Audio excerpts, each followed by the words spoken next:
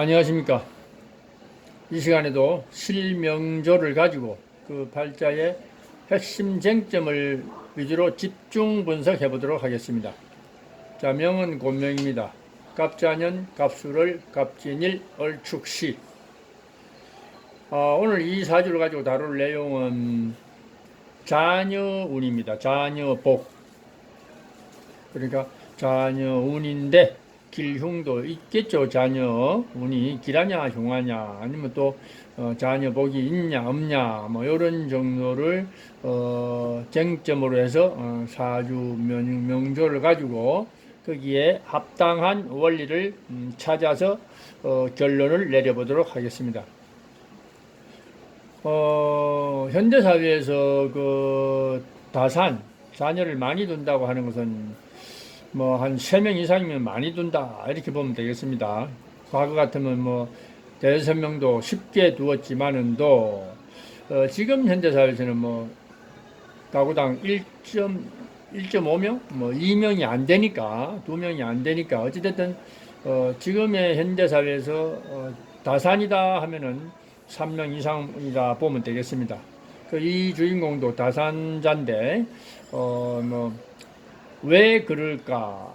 또 과연 자녀 복은 있을까? 뭐 이런 걸 갖다 우리가 객관적인 논리를 통해서 명리라는 어떤 학문적 논리를 통해서 한번 사주 팔자에서 내에서 그 근거를 찾아보도록 하겠습니다. 자, 우선 자녀하면 여명에서는 식상인데 일단 식상이라는 성이 어디 있냐 보니까 드러난 것은 없습니다. 단지 지장간 술 중에 사령신에 해당하는 격의 자리에 있는 술 중의 정화 정도가 있다라고 보면 되겠습니다. 그리고 성도 성이지만은 또 궁이 대단히 중요한데 시지라고 해서 자녀궁이죠. 자녀궁에는 축토가 있는데 축토의 어떤 자녀궁의 어떤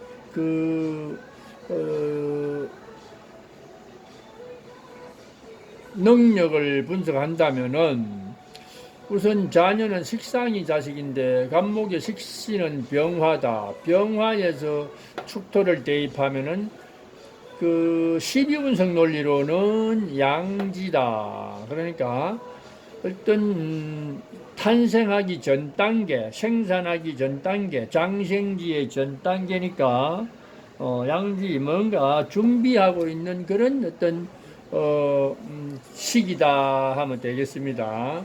그래서 그것도 좀 약하죠. 그리고 정화라고 해서 상관성은 축토의 바로 무대입니다. 묘지다 하는 겁니다. 12운성 논리로는 묘지. 물론 12운성이 전부는 아닙니다. 수많은 명리 통변 논리 중에 12운성도 그 어떤 하나의 논리에 불과한 것이지 뭐 12운성 가지고 사주풀이를 뭐 주구장창 하시는 분들도 있는데 그것은 뭐 그 사람의 개인의 선택사항이 아닌가 싶고 제 개인적으로는 12운성이든 뭐 어떤 논리든 그것은 신살이든 뭐 어떤 논리든 그것은 부분적인 논리에 불과하다 이렇게 보면 되겠습니다.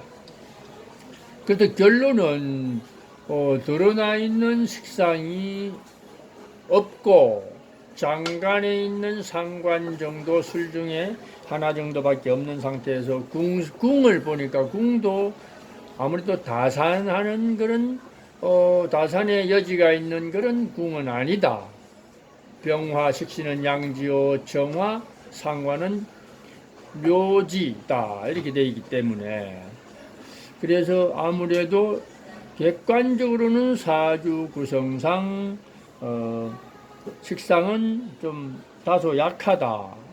그리고 식상 생재에서 재성은 굉장히 이렇게 좀 많이 있는 편인데 재라는 것은 결국 식상의 에너지를 누설하는 그런 어떤 흡수하고 뺏어가고 화기를 흡수하고 뺏어가고 하는 그런 정도의 에너지지. 술 중에 정화가 있다고 해도 또 옆에 자수가 첩실하는 바람에 뭐 또 술 중에 정화의 세력이 그다지 강하지가 못합니다. 단지 이제 진술청으로 해서 정화가 어떤 활동을 한다, 움직인다 이렇게 봐도 되고, 또 나쁘게 보면은 진중의 개수가 술중의 정화를 또 이렇게 뭔가 극했다, 약화시켰다 뭐 이래도 되고, 하여튼 그렇게 뭐 식상의 기운이 뭐 유리한 건 없습니다.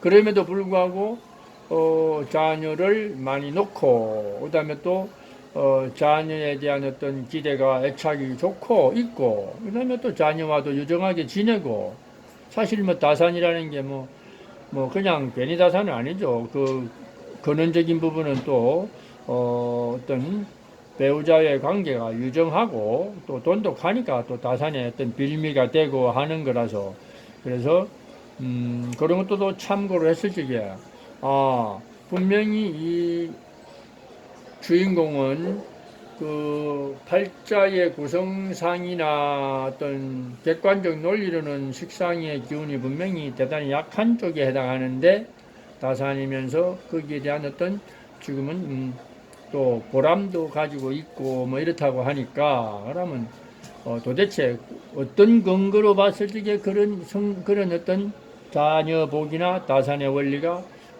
부합하느냐, 어떤 논리로 정립을 해야 되느냐, 이게 이제 숙제인 것 같습니다. 저 개인적으로는 그 뭐 궁도 중요하고 성도 중요하지만은도 때로는 사주 전체를 하나로 짜깁기 했을 적에 과연 이 주인공한테 식상의 유무나 재성의 유무나 관성의 유무나 인성의 유무가 과연 어떻게 작용을 할까?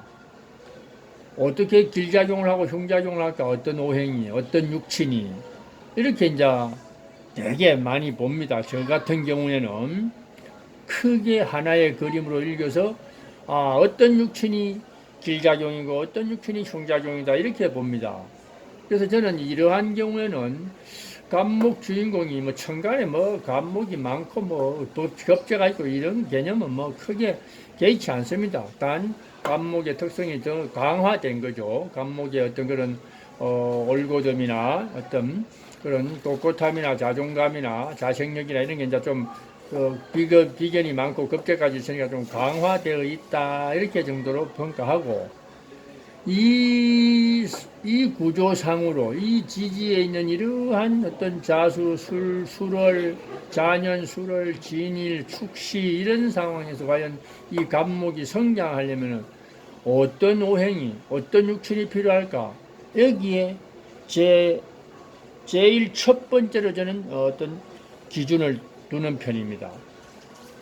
그게 바로 이제 우리가 뭐 단순하게는 물상이고 또 조후죠. 이 사주는 뭐 물상보다는 조후로 바로 답을 구하는 게 좋을 것 같습니다.